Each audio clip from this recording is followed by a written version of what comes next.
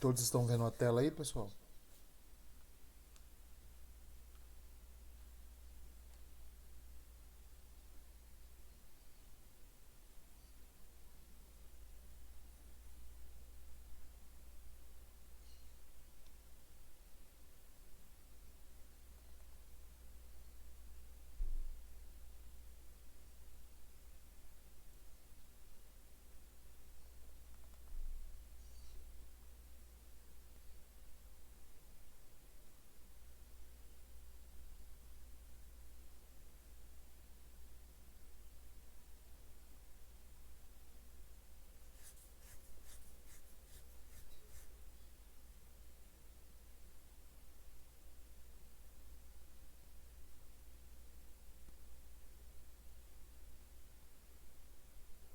Bacana, então.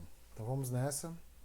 Iniciando nossa quarta aula, vamos continuar a falar, né, de ARM, falando do tema gestão patrimonial. Vamos começar a falar de gestão patrimonial, tá? Como o nome já diz, pessoal, gestão patrimonial cuidará nada mais, nada menos do que o patrimônio da organização. Esse patrimônio se divide predominantemente em bens permanentes,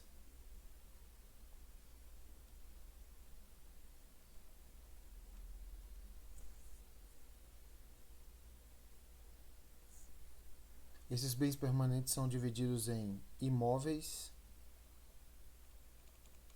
e imóveis e o estoque.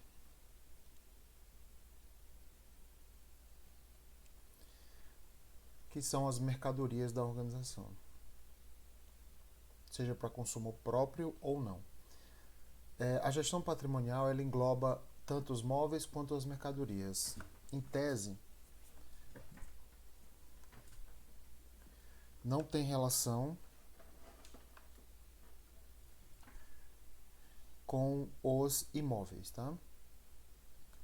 Os imóveis normalmente não caem em prova para o gestor patrimonial.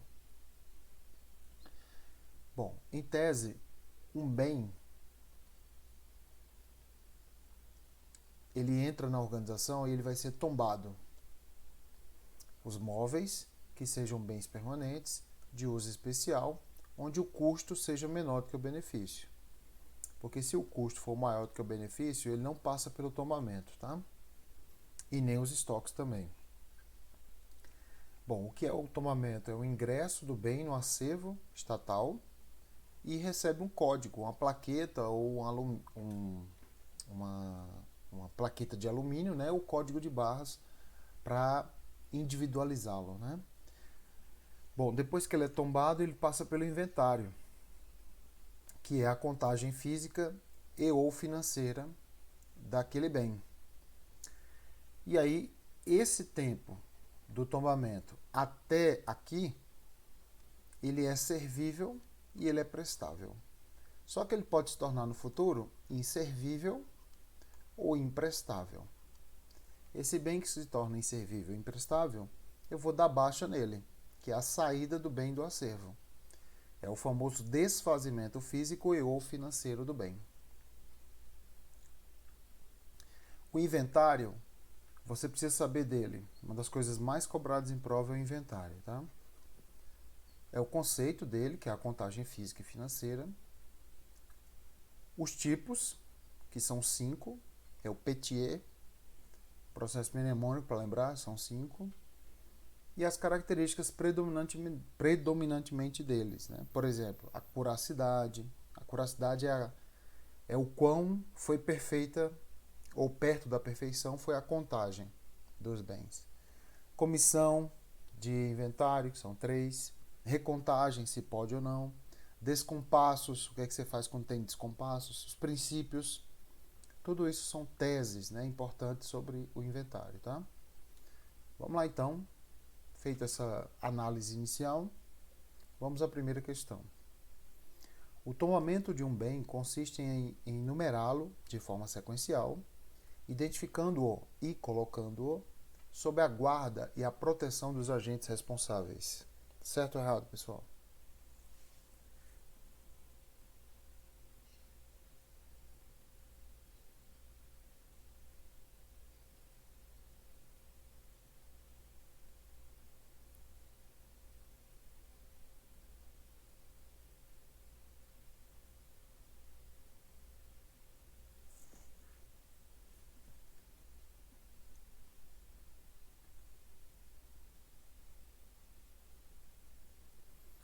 Correto, né?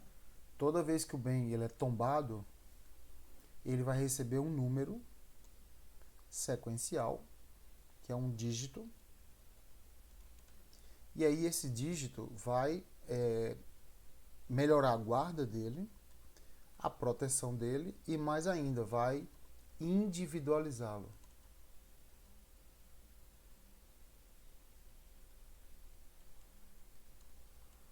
Essa individualização é importante para manter o controle dos bens patrimoniais, né? Então, resposta correta, muito bem. Próxima. O inventário físico realizado em um órgão público em função da mudança do gestor da unidade é denominado inventário eventual. Certo ou errado, pessoal?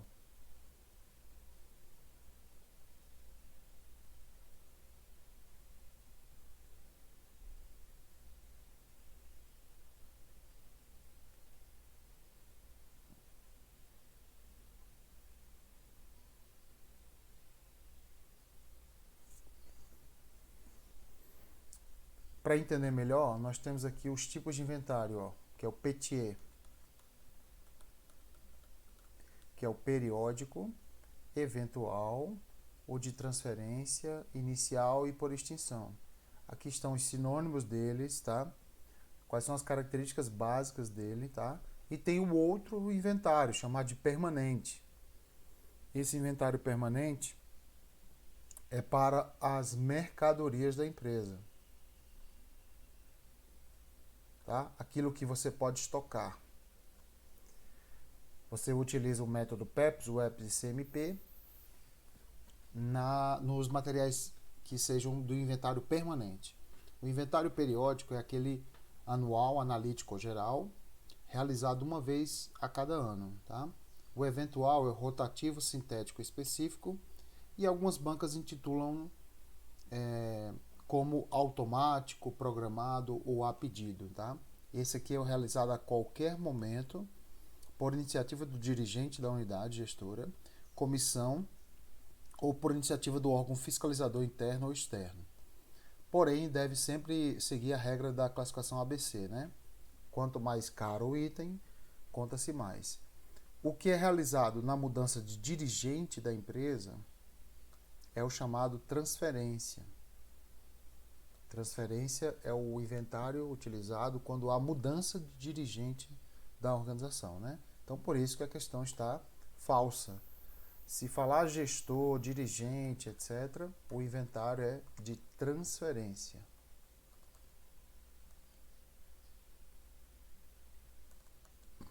Beleza? Muito bem. Se liga nesse quadro aqui, ó. Esse quadro pode te ajudar a acertar questões de prova, hein? Próxima. Nos órgãos da administração direta do governo federal, os inventários físicos eventuais, opa, aqui está a palavra-chave, eventuais, de bens patrimoniais são aqueles que podem ocorrer a qualquer momento, certinho até aí, por iniciativa do órgão fiscalizador ou mesmo do dirigente da unidade. Quando ele quer provar alguma coisa, faz-se aquele inventário. Esse inventário ele não é completo, ele é só daquela unidade, tá? Resposta correta. Então, o eventual e o periódico são os mais cobrados. Periódico. Lembre-se, é realizado uma vez a cada ano, preferencialmente no fim desse ano. Já o eventual, ele é realizado a qualquer momento.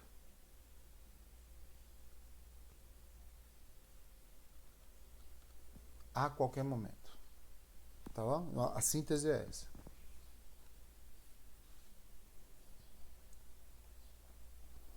Próxima. Em um armazém, uma estrutura drive-thru de estocagem formada por prateleiras porta-pallets foi instalada com um dos lados encostado na parede. Com referência à situação hipotética, aos critérios e técnicas de armazenagem e gestão de estoques, o inventário de mercadorias armazenadas em estruturas como a descrita, na situação em questão, exige a remoção de todas as caixas das prateleiras para a efetivação das contagens. Pessoal, aqui drive-thru e drive-in são formas de armazenagem, tá? Na qual influencia no inventário. Entendeu?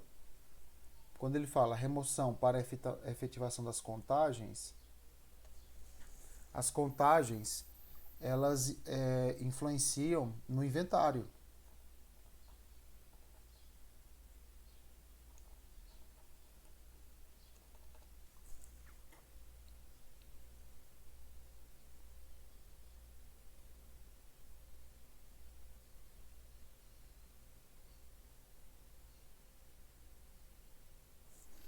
Ok?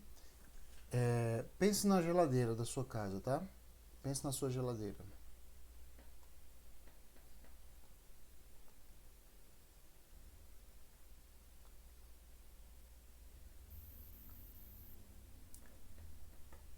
Os produtos são colocados, imaginando que aqui seja o fundo da geladeira, tá? E aqui a porta. Você abriu a porta aqui, tá? Você vai colocando os produtos aqui por fim, né? Da geladeira. Depois outra aqui, outra aqui, outra aqui.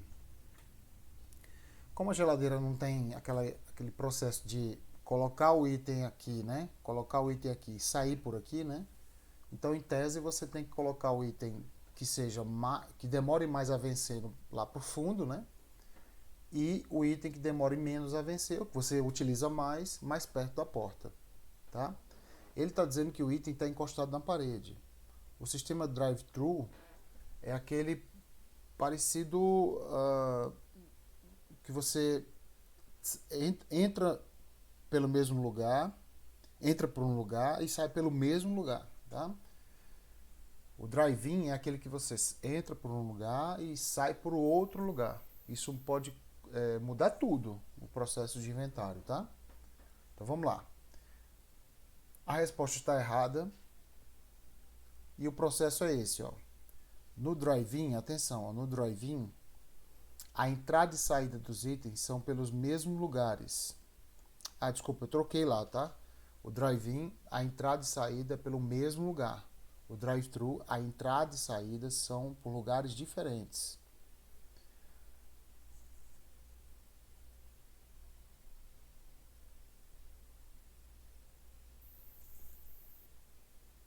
Tá? O giro de estoque é para itens mais baixos, respectivamente, tá? E mais alto. O método mais utilizado para o drive-in é o EPS, ou seja, o último que entra será o primeiro que sai, enquanto o drive-thru será o PEPS, né? O primeiro que entra será o primeiro que sai. A efetivação do inventário, remove-se os itens no drive-in, sim, você tem que remover o item para tirar o último, né? Já no drive-thru, não, você não precisa remover itens, porque como ele é PEPS, né? O primeiro que entrou será o primeiro que sai. O fluxo processual competem entre si, já no drive-thru não competem entre si. E um exemplo clássico que nós temos no drive-in é o motel, né? O motel você entra, geralmente um hotel, um motel, né? Você entra pelo um lugar e sai pelo mesmo lugar, tá? Já o fast food, né? Como eu falei, o fast food, você entra por um lugar e sai pelo outro. Geralmente você sai pelo outro, né? Não pelo mesmo lugar. Bom, aqui está um exemplo clássico. Deixa eu ver se eu consigo aumentar aqui. Ó, o drive-in você coloca o item, tá vendo? Ó, coloca o item,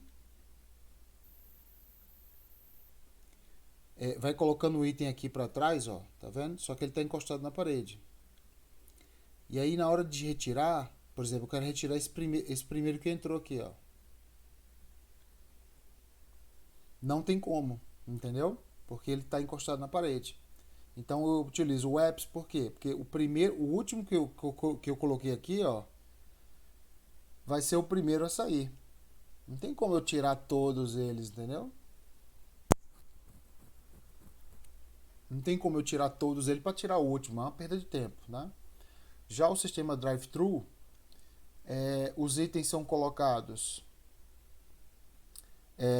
por um lado, ó, tá vendo? Estão sendo colocados aqui por um lado, ó, estão sendo colocados aqui por um lado, vai sendo colocado, aí esse aqui é o primeiro que entrou, ó. Aí já vem outra empilhadeira aqui, ó, para tirar esse primeiro que entrou, porque eles não são encostados nas paredes. Tá? Então, inclusive, quando ele fala aqui, ó, encostado na parede, deixou a questão falsa também. O drive-thru não pode ter encosto na parede, porque senão você fica impossibilitado de tirar esse primeiro que entrou, né? Vocês entenderam aqui, pessoal? Essa parte tem que entender um pouco de 3D, né? Para não ficar imaginando.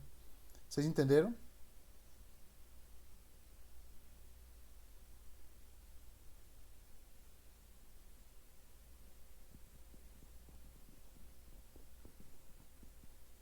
Alguém não entendeu? É só lembrar que o drive-in é igual à geladeira, tá? Quando você coloca o item, vai colocando os itens para trás lá na geladeira e os da frente, e aí você, em tese, você vai ter que tirar o da frente, porque não é muito lógico você ficar tirando os itens para tirar o primeiro que entrou lá atrás, entendeu? Se é para acontecer isso, coloca esse primeiro na frente, porque você vai ficar tirando variavelmente, entendeu? Beleza. Então memoriza um deles, ó. Memoriza o drive-in, entendeu? Porque o drive-thru é o contrário. Beleza. Então resposta falsa porque não precisa remover as caixas, né? Ele utiliza o método PEPS. O primeiro que entrou será o primeiro que sai. Próxima. Caso determinado item apresente duas contagens divergentes em um mesmo inventário, deve-se adotar o estoque físico, a média aritmética entre os resultados. Então eu fiz duas contagens. E aí, um item em uma contagem deu 100 e na segunda contagem deu 90. Ele está dizendo que nessa situação você, assumindo-se um número inteiramente imediatamente inferior, ele está dizendo que faz uma média entre os dois, né? Nesse caso, então, eu vou ter 95. Gente, a média ela não é uma coisa muito legal para a contagem física do bem, porque, assim, média significa que algo, assim, média é algo que tem mais e tem menos aqui, né? Então vamos imaginar que realmente tenha 100, tá? Mas você fez a média. E aí 5 itens simplesmente vão desaparecer do estoque. Simplesmente, mas ele tem lá, mas eles existem, né? E aí você não aplica as técnicas, né, de guarda, proteção a esses 5 itens.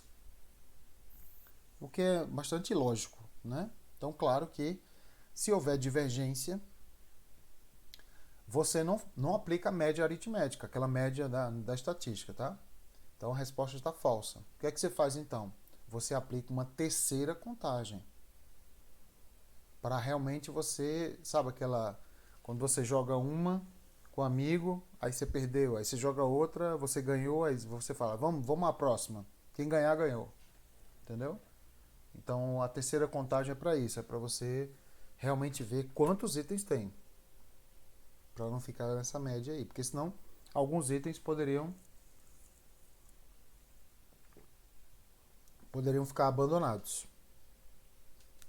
Ok? Beleza. Próxima. Móveis que eventualmente sejam furtados de um hospital, né, deverão ser baixados, sim, né, eles saíram da empresa, do inventário de bens dessa entidade e seus números de patrimônio, aqueles números lá da onde? Ó, lá do nosso tombamento, poderão ser reutilizados em novos móveis que forem adquiridos no mesmo padrão. Entenderam aqui? O móvel tem um tombamento, tem um número. Aí ele foi roubado. Aí o número está lá no sistema, pode ser reutilizado para outro imóvel. Certo ou errado, pessoal?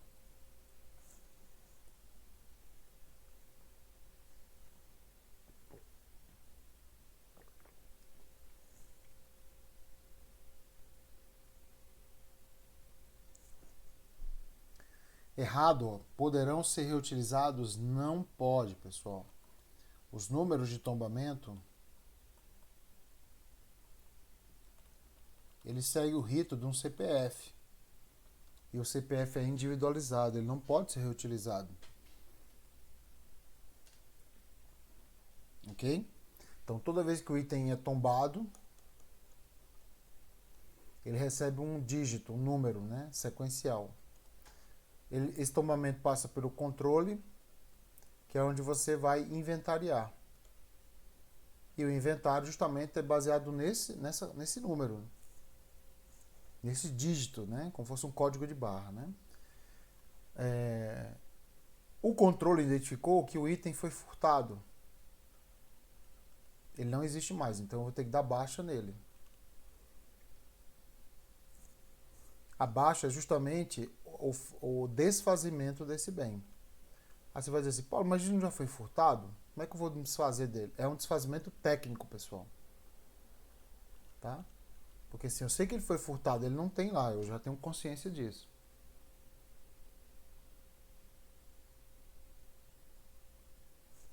Mas eu preciso desfazê-lo tecnicamente, porque só fica no boca a boca, né? Eu preciso entrar no sistema e me desfazer dele. Muito bem. Próxima. Material considerado genericamente inservível, quer dizer, ele serviu por um tempo, mas não serve mais, para a entidade pública que detém a sua posse ou propriedade. Não precisa ter a propriedade, basta ter a posse.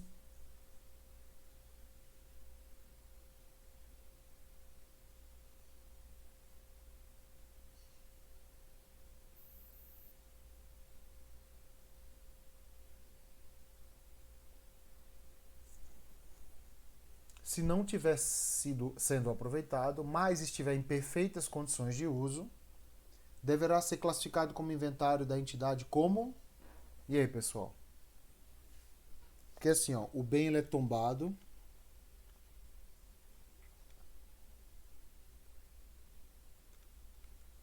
e ele vai para o controle. Só que depois de 10 anos, sei lá, 10 anos, né? Esse bem que era servível passou a ser inservível. E aí eu vou dar baixa nele. Essa inservidão tem 4 motivos, né, para você declarar inservível, que é o raio. Recuperável, antieconômico, irrecuperável e ocioso. Nesse caso, pela tabela aqui, ó, nós temos o recuperável, o antieconômico, o irrecuperável e o ocioso. São os 4 motivos de você declarar um bem inservível. Ó. Tá aqui todos os conceitos deles, ó, tá? Vamos perder tempo aqui lendo, né? Eu tenho certeza que você já sabe, é só uma revisão. Aqui tem, ó, se são itens avariados ou não, tá? Ó. Por exemplo, o ocioso são itens não avariados. Avariado é quebrado, tá? Quebrado, trincado, tá? Entendeu? Ó, se você pode recuperar ou não, ou declarar inservível. Por exemplo, o irrecuperável, você não tem opção. Você tem que declarar inservível. Porque o custo é maior do que o benefício, né?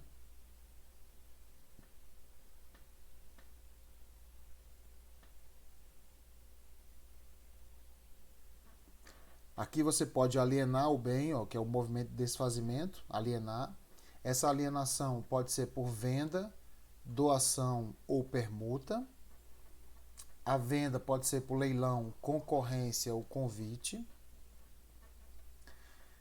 A doação é a entrega gratuita do bem e a permuta são trocas de bens. A alienação, então, é uma forma de transferência a qualquer título de domínio, mediante venda, permuta, doação ou outros meios previstos no direito, subordinado à existência de interesse público devidamente justificado e precedida de avaliação, observada as exigências legais e pertinentes.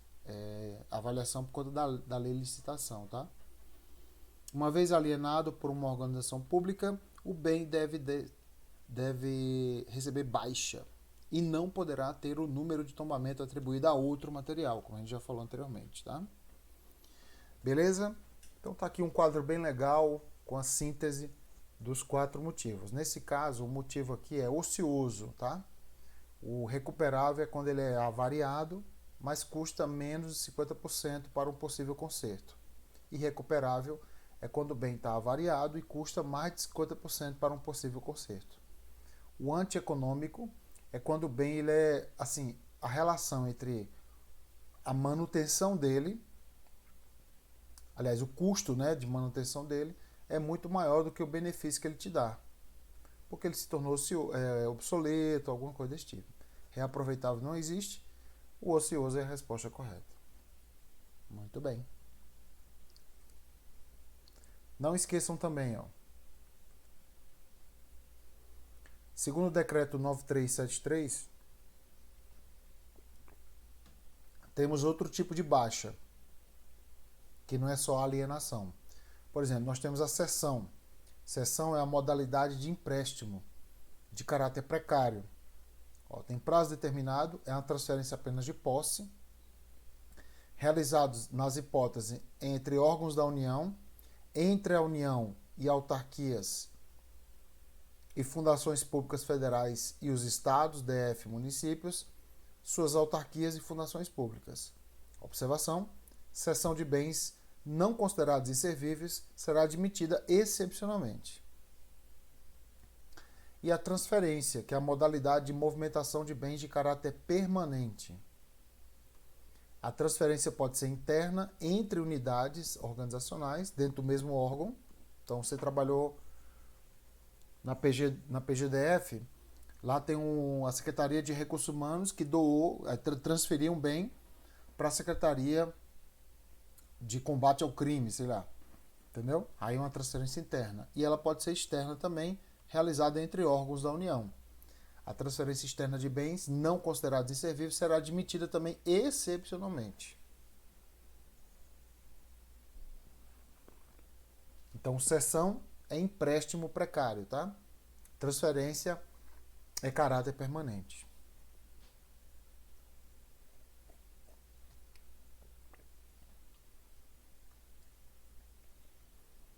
Olha só.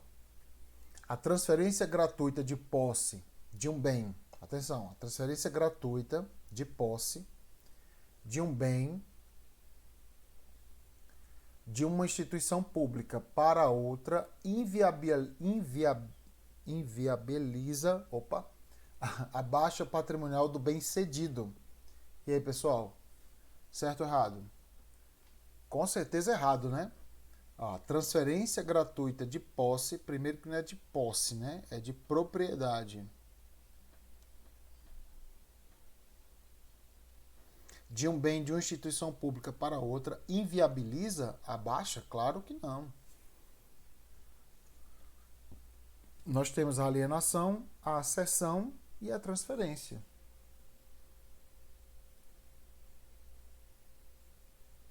Então, toda vez que você transferir um bem ou ceder um bem, tem que dar baixa, viu, gente? Muita gente fala assim, mas na cessão a coisa não é temporária, só para um final de semana, por exemplo? Sim. Mas enquanto estiver, unidade para outra, essa unidade aqui que está transferindo, ela tem que dar baixa. E essa que está recebendo tem que dar um tombamento. Entendeu? Quando ela for devolver, aí essa que está devolvendo dá baixa e essa que está recebendo dá um tombamento. Entendeu? Utilizando, claro, o mesmo número. É um tombamento, modo de falar, né? Porque o número já é o mesmo. Então é só você registrar a entrada desse bem, repetindo o número dele. Entendeu? Então essa burocracia ela é justamente para evitar que numa transferência dessa o bem mude número e aí perca todo o controle dela. O artigo 7º do decreto 9373 fala o seguinte: os bens móveis inservíveis cujo reaproveitamento seja considerado inconveniente ou inoportuno, lembrando que reaproveitamento não é inservível, né? Reaproveitamento é, por exemplo, uma TV. A TV não está funcionando, mas né? A TV não está funcionando. Então ela não serve como TV, mas ela serve como escora de porta. Entendeu? Eu vou estar lá para escorar uma porta. Entendeu? Eu reaproveito como escora de porta. Tá? Seja considerado inconveniente ou inoportuno, serão alienados em conformidade com a legislação aplicável a licitações e ao contrato do âmbito da administração pública federal, autárquico ou nacional, indispensável a avaliação prévia. Tá vendo? Então tem que ter avaliação, tá? Não é assim, eu quero me ver livre desse bem. Não. Tudo bem, você quer se ver livre? Então avalie, né, faça uma avaliação para saber, inclusive, que modalidade de licitação você vai dispensar isso aí. O valor, né? Se você vai fazer um leilão, por exemplo. Ok. Pessoal, aqui nós temos os 5 julgamentos, tá? Era uma questão de alternativa, mas eu transformei em julgamentos. Vou deixar para você aqui, tá? Me diga aí quais respostas certas ou erradas aqui, ó.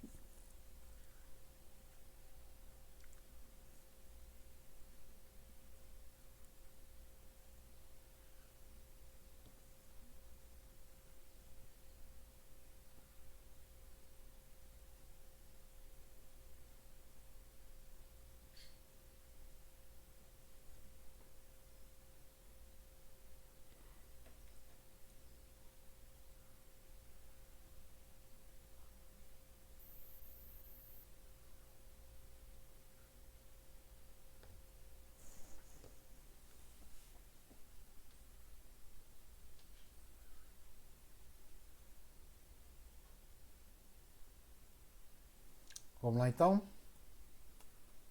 A primeira está errada, ó. Em caso de sinistro,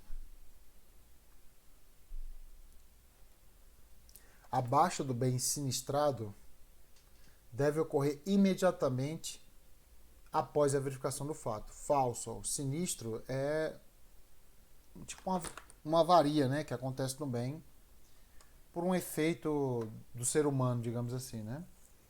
Ele está dizendo que é imediatamente após a verificação do fato. Não, pessoal, não é imediatamente. Uma vez o bem sinistrado, você abre uma sindicância, né, após esse extravio também, para que você verifique quem fez, né, quem deu causa, né, a esse sinistro.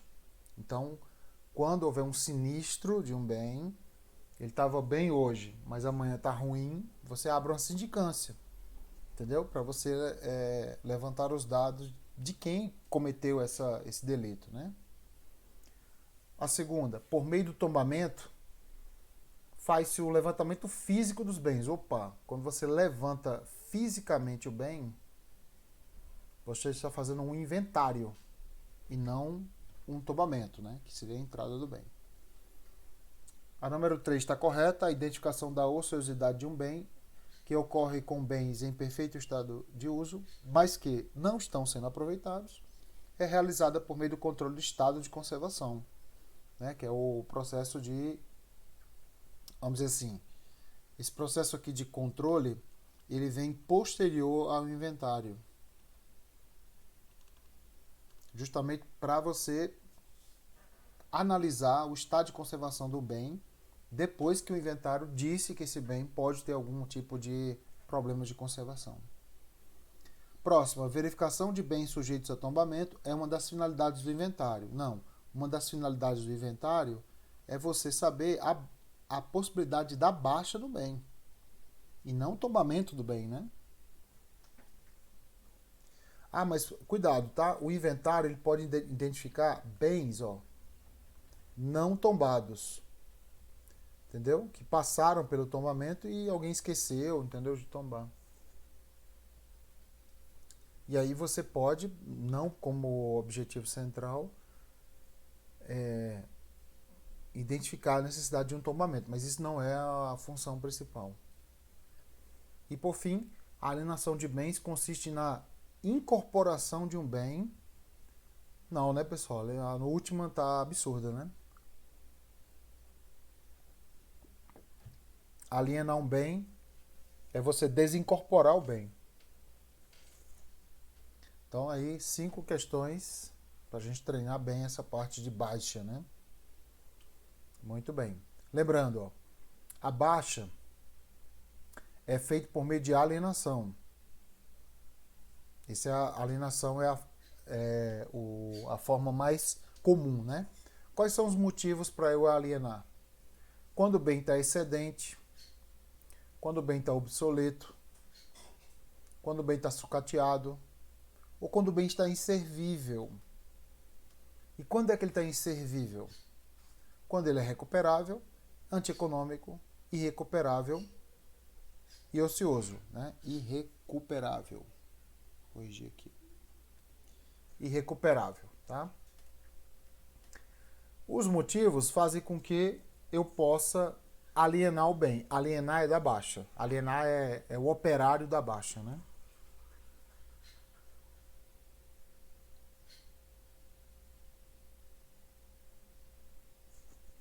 Só que eu posso dar baixa também por uma cessão. Eu cedi o bem, né? Emprestei o bem. Eu posso também por erro. Aí eu contei 1000 itens no passado.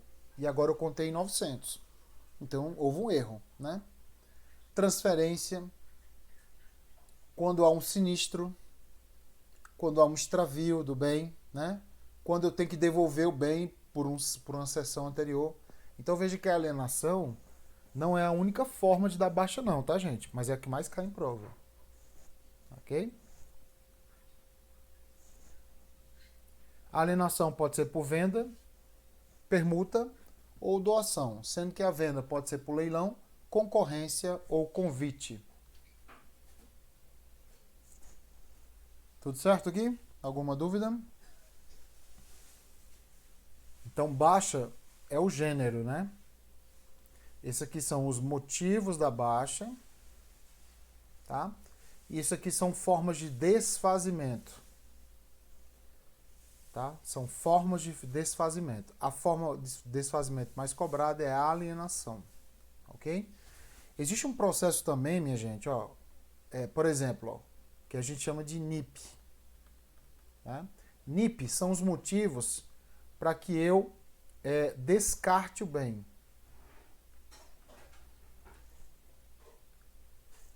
NIP é a natureza do bem, quando ele é infestado por insetos, tem alguma patologia, ou você não tem como remover, eles são irremovíveis, os perigos são irremovíveis. E aí você descarta o bem. O descarte pode ser feito por abandono ou inutilização. Por exemplo, o bem ele é radioativo.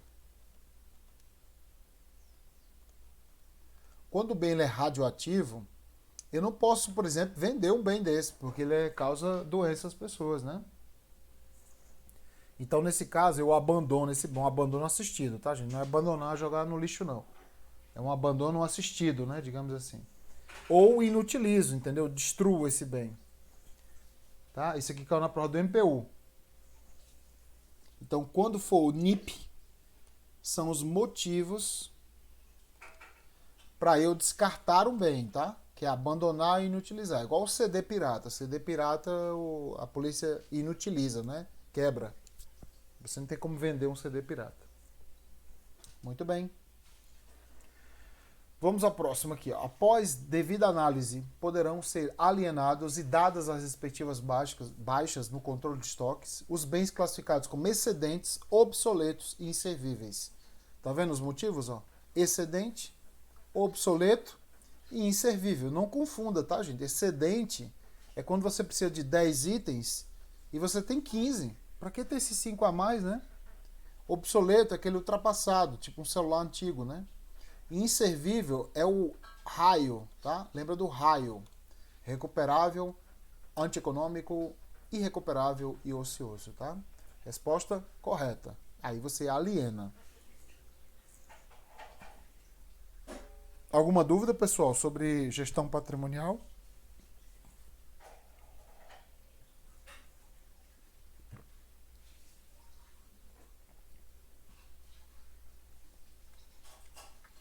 A gente viu bastante coisa de gestão patrimonial, hein?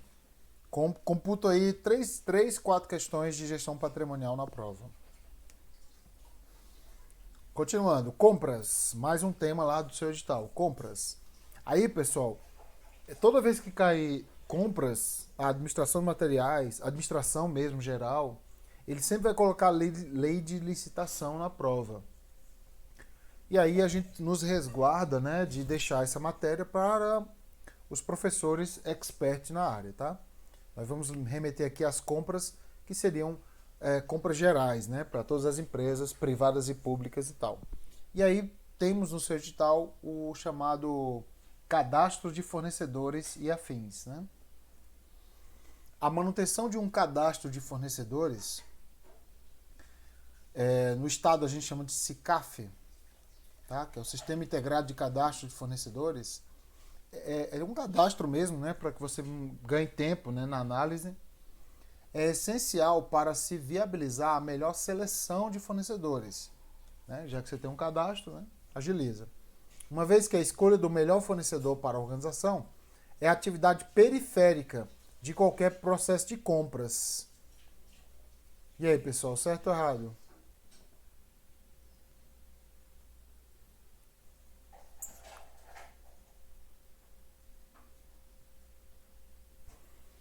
Claro que a questão está falsa, né, pessoal?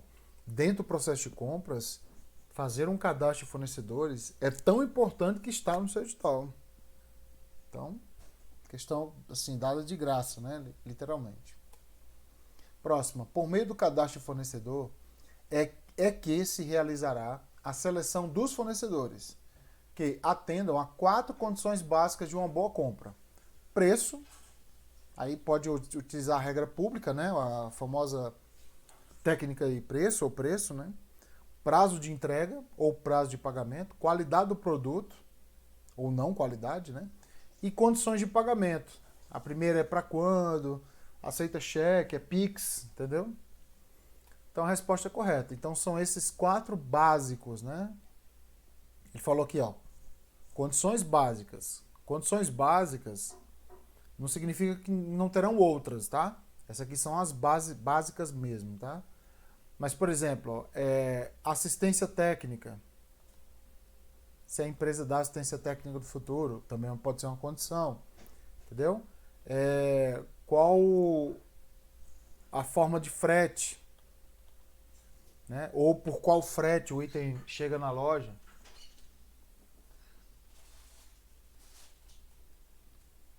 Se o produto, ele, por exemplo, ele tem ele respeita regras ambientais, entendeu? Às vezes a empresa polui muito. Então tudo isso pode ser fator para você escolher um fornecedor. Por isso que é legal ter um cadastro, que deve ser atualizado sempre, obviamente, para você já colocar isso aqui, ó, para ganhar tempo. Ó. Aí você fala assistência técnica. Ih, essa empresa aqui não tem assistência técnica não, ó. Como é que é o frete dessa empresa? Eu tenho que pagar ou ela tem que pagar para mim, né? Ela dá de graça. As questões ambientais, hoje você sabe que muita gente é antenada nessas questões ambientais, só compram itens que respeitam o ambiente, né? Então tudo isso pode influenciar a compra, né? E claro, tendo um cadastro disso, já agiliza. Próximo, o departamento de compras deve manter regularmente o seu cadastro, óbvio. um registro de no mínimo 3 fornecedores para cada tipo de material, principalmente daqueles fornecedores do tipo monopolista. Monopolista. Com produtos de difícil encomenda ou de difícil envio, né? Digamos assim. A resposta está falsa. Se tem 3 fornecedores, no mínimo, não pode ser monopolista. Monopolista, por exemplo, é os Correios. Entendeu? Ou pelo menos oligopólio, né? Porque assim, tem outras formas de você mandar encomenda, mas claro, muito mais cara, né? Um avião e tal. Manda pelos Correios que é mais barato. Então, praticamente os Correios, ele é monopolista, né? O fornecedor de envio de encomenda. Então, a questão tá muito louca, né? Porque se tem 3 fornecedores, obviamente não é monopolista, né? Ela é concorrencial. Tem uma concorrência aí. Tá? Monopolista é quando você só tem a possibilidade de ter um fornecedor.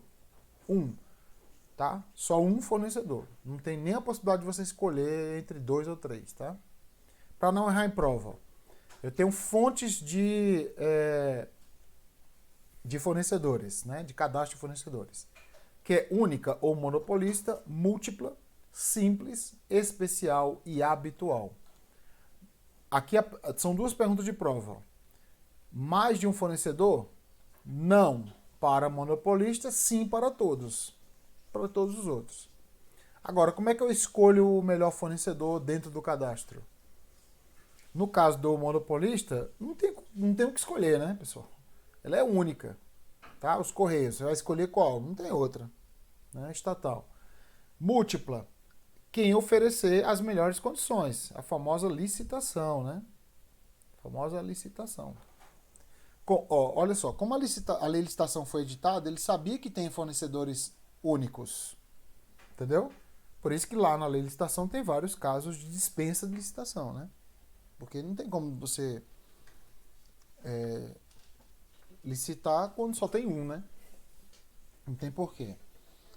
O simples é única, você escolhe um fornecedor, atenção, ó. O simples, ele é parecido com o monopolista, mas não é. Por quê? Porque tem vários fornecedores, ó, tem opções, mas você escolhe um. Aí você vai dizer, Paulo, qual é a vantagem de escolher um sempre, assim? É porque você dá prestígio para ele, então, normalmente ele te dá melhores condições. Então, tem vários supermercados no DF, mas você escolhe um deles, só um. Então, é como se você criasse um monopólio, mas que é uma opção sua. Tá?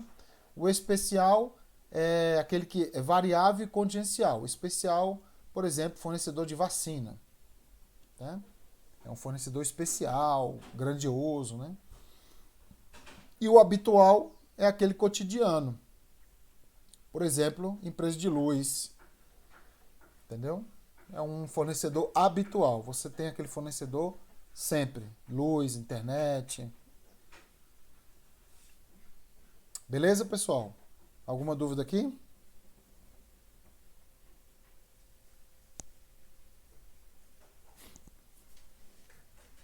Nenhuma? Bacana. Próxima. Fornecedores de produtos farmacêuticos que forem consultados de maneira constante em razão da qualidade dos produtos vendidos serão considerados fornecedores habituais. E aí, pessoal, certo ou errado? Que forem consultados de maneira constante em razão da sua qualidade dos produtos vendidos serão considerados fornecedores habituais. Correto. O que é um fornecedor habitual? É aquele que você constantemente, a palavra constante, né, já matou. Aquele que você constantemente entre em contato com ele, seja em razão de qualidade, quantidade, entendeu? Prazo de pagamento e tal. Então, toda vez que você entrar em contato constantemente com alguém, você tem um fornecedor habitual, igual a internet da sua casa. Próximo, no que se refere ao SICAF, o fornecedor aprovado pela consulta feita ao SICAF, antes da emissão da determinada nota de empenho, estará habilitado para receber pagamentos. Aqui é uma questão muito boa, que ele incluiu o AFO aqui no meio. Ó. Ele está dizendo que alguém, antes da emissão da nota de empenho, ou seja, do empenho, estará habilitado para receber pagamento, pessoal? Eu posso pagar antes de empenhar e editar a nota de empenho? Isso aqui é possível? nenhuma hipótese disso aqui, tá? É erradíssimo. Então, é uma questão bem legal, porque ele, né, introduziu aqui AFO no meio, né? Então, a resposta é falsa. Não há possibilidade de pagamento anterior à nota de empenho. E, obviamente, ao empenho, né? Então, muito legal uma questão dessa aqui. E assim encerramos nossa aula, pessoal. Hoje foi um pouquinho mais curta, tá? Porque os temas são curtos, né? Gestão patrimonial e compras são dois temas mais curtos, né? E aí eu não quis colocar mais um tema para ficar os 3 temas, ficariam temas demais, tá? Então, hoje foi um pouquinho mais curto, mas com aquela qualidade, creio eu, habitual para você arrebentar na prova. Alguma dúvida, gente?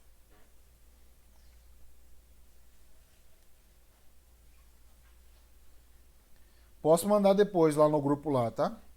Mais questões para vocês. Mas assim, ó, é legal fazer muita questão, tá? Mas mais legal ainda é você repetir as questões que você já fez. Muita gente não repete e quer fazer novas questões. O legal, muitas das vezes, é você pegar as questões que você já fez e fazer de novo, sabe? Para você massacrar mesmo, sabe? Aquela pegadinha, porque às vezes você faz muitas questões, mas são as mesmas, sabe? Repetições. Entendeu? E às vezes só repetir não cria hábito para você. Então é melhor fazer as mesmas. Sabe assim, fazer uma bateria de 100 questões, faz as mesmas 100 de novo. Porque ao ler novamente, sempre vai ter uma coisinha nova, entendeu? Então é legal que você. Porque assim, as pegadinhas são sempre as mesmas, né? Agora o foco é só questões. Pega o livro, faz as questões com o material do lado, tá? Quando você tiver dúvida na questão, aí você vai ao material. E não mais ao contrário. Entendeu? Agora é o que a gente